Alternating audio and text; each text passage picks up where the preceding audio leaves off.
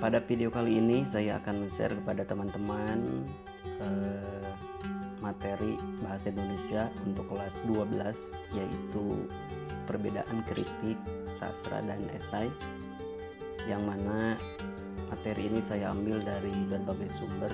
Yang pertama, materinya bisa dari LKS, yang kedua saya ambil dari sumber yang lain, lebih tepatnya dari internet.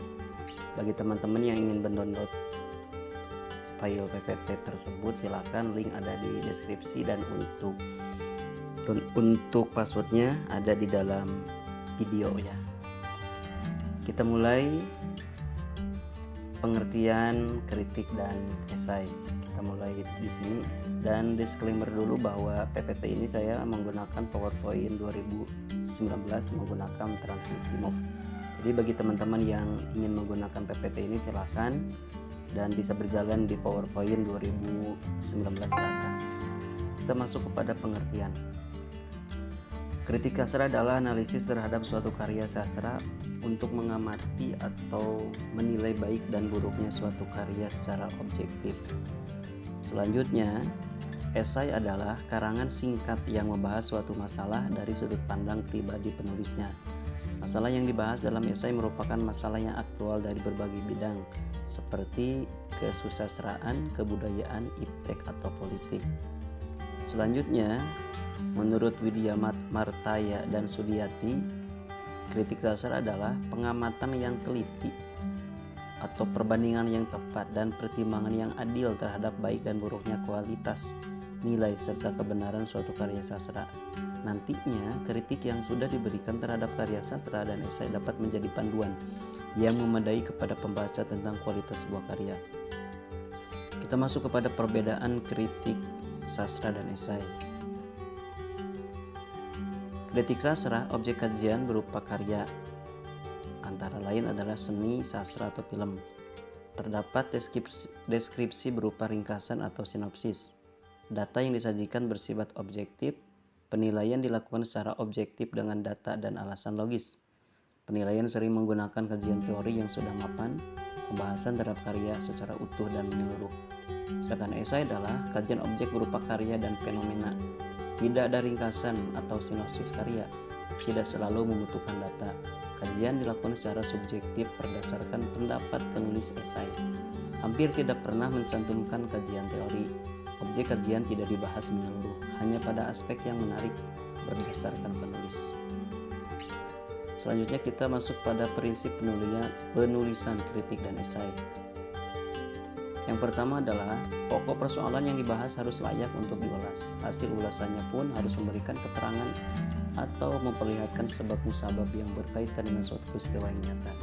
Jadi yang terpenting bukan apa yang diulas, tetapi bagaimana cara penulis memberikan ulasannya. Nomor 2, pendekatan yang digunakan harus jelas. Apakah persoalan didekati dengan pendekatan faktual atau imajinatif. Yang ketiga, ulasan yang menggunakan pendekatan faktual harus didukung oleh fakta yang nyata dan objektif. Penulis tidak boleh mengubah fakta untuk mendukung pandangannya. Yang keempat, pernyataan yang diungkapkan harus jelas, tidak samar-samar, harus dapat dipercaya, tidak disangsikan atau disangkal, dan dapat dibuktikan kebenarannya. Selanjutnya, masuk pada struktur kritik sastra dan esai. Struktur kritik sastra dan esai yang pertama adalah pernyataan pendapat. Dalam esai, pendapat atau tesis menyajikan pandangan penulis terhadap objek atau fenomena yang disoroti. Yang kedua, argumentasi. Argumen atau pendapat yang disajikan berupa alasan yang logis serta bersifat subjektif. Penegasan ulang. Maksudnya ke sini ya, reiterasi atau penegasan ulang dalam esai juga berupa ringkasan atau pengulangan kembali hal yang sudah disampaikan dan menjadi penegasan dari bagian argumentasi. Selanjutnya kita masuk ke kaidah kebahasaan kritik sastra dan esai. Yang pertama adalah pernyataan persuasif. Pernyataan persuasif pada teks kritik sastra dan esai, kalimat yang digunakan tidak secara jelas mencirikan kalimat persuasif secara umum, mengulas hal dengan data, atau kalimat yang logis bertujuan agar mengunggah pemikiran pembaca sehingga akhirnya pembaca setuju dengan ide yang disampaikan penulis. Selanjutnya, Dalam kritik dan esai, pendapat penulis disajikan berdasarkan interpretasi ataupun penafsiran dari sudut pandang tertentu dengan disertai fakta-fakta pendukung. Kehadiran fakta berfungsi sebagai sarana untuk memperjelas pendapat. Nomor 3, pernyataan menilai. Pernyataan yang bersifat menilai atau mengomentari sangat diperlukan untuk mengetahui kurang dan lebihnya suatu karya yang nantinya akan menjadi bahan evaluasi bagi penulis. Yang keempat, istilah teknis merupakan kosakata yang berkaitan pada bidang ilmu pengetahuan tertentu. Hal ini terkadang perlu dilakukan agar penulis dan pembaca dapat sepaham pada suatu pembahasan tertentu yang perlu dijelaskan secara detail. Nomor 5, kata kerja mental adalah kata kerja yang melibatkan perasaan atau respons terhadap suatu tindakan atau kejadian, bukan merupakan tindakan atau aksi yang bisa diamati secara fisik. Itulah kaidah kebahasaan, kritik, dan esai. Selanjutnya kita masuk kepada ciri-ciri kritik dan esai. Ciri-ciri kritik sastra yang pertama, memberikan tanggapan terhadap hasil karya, menampilkan isi karya yang akan dikritik, menilai kelebihan dan kekurangan suatu karya, penilaian yang dilakukan secara objektif, disertai teori untuk menguatkan penilaian, memberikan alternatif perbaikan atau penyempurnaan, memaparkan kesan pribadi kritikus terhadap sebuah karya sastra. Kritik esai, ciri-cirinya adalah berbentuk prosa, singkat, dapat dibaca dengan santai dalam waktu 2 jam, memiliki gaya pembeda, selalu tidak utuh, memenuhi keutuhan penulisan, mempunyai nada pribadi atau bersifat personal. Selanjutnya kita masuk pada ini contoh kritik sastra, nanti teman-teman bisa baca saja. Selanjutnya ini juga masih contoh kritik sastra, dan yang ini adalah contoh esai.